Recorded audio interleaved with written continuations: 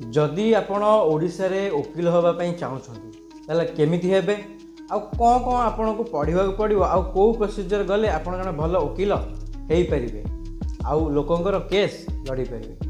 तो video to शेष में देखंतु मु एडवोकेट लक्ष्मीधर आ आपण देखछंती एडवोकेट टॉक्स।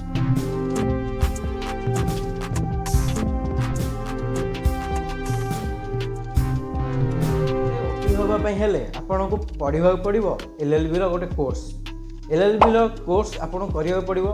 जदि आपन कौन डिग्री पास करछंती बा कौन ग्रेजुएट पास करछंती तो ग्रेजुएशन पर आपन 3 वर्षर एलएलबी डिग्री आपन को पढ़ा पड़ो।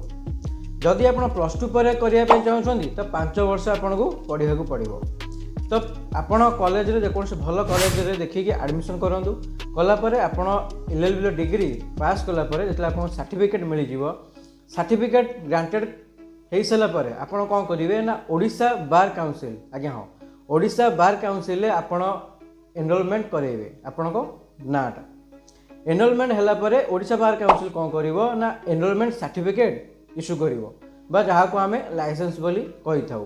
तो एनरोलमेंट सर्टिफिकेट इशू हला परे 2 वर्ष पई आपण को टाइम लिमिट रहउची 2 वर्ष भितर आपण गोटे एग्जाम दवा पड़िबो। कौन से एग्जाम ना AIBE ऑल इंडिया बार एग्जामिनेशन। ऑल इंडिया बार एग्जामिनेशन आपण को 2 वर्ष भितर दवा पड़िबो।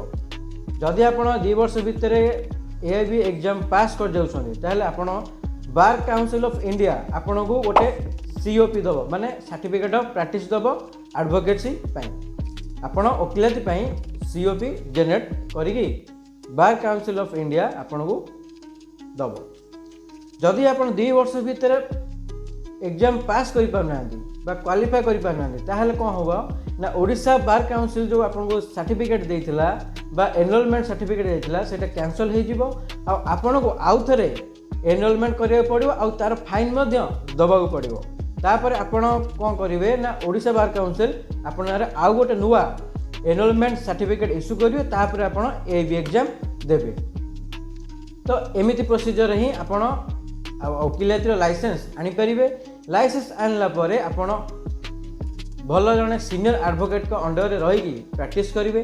प्रैक्टिस रो पाखापाखि 2-3 वर्ष कला परे आपण चेष्टा करंतु निजे इंडिविजुअली केस टेकअप पई आ क्लाइंट सहित डायरेक्ट डील करिया पई चेष्टा करंतु ताहाले आपण भल वकील हेई परिबे। तो एमिति प्रोसीजर ही ओडिशा रे जने भल एडवोकेट हेई परिबे।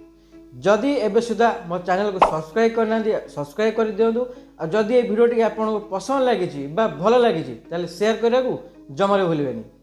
आ हां जदि आपन किछि लीगल हेल्प चाहुछंती तो स्क्रीन रे देखाओ तो WhatsApp नंबर आपन SMS करंतु तापर मु आपन को लीगल हेल्प देई परिबी।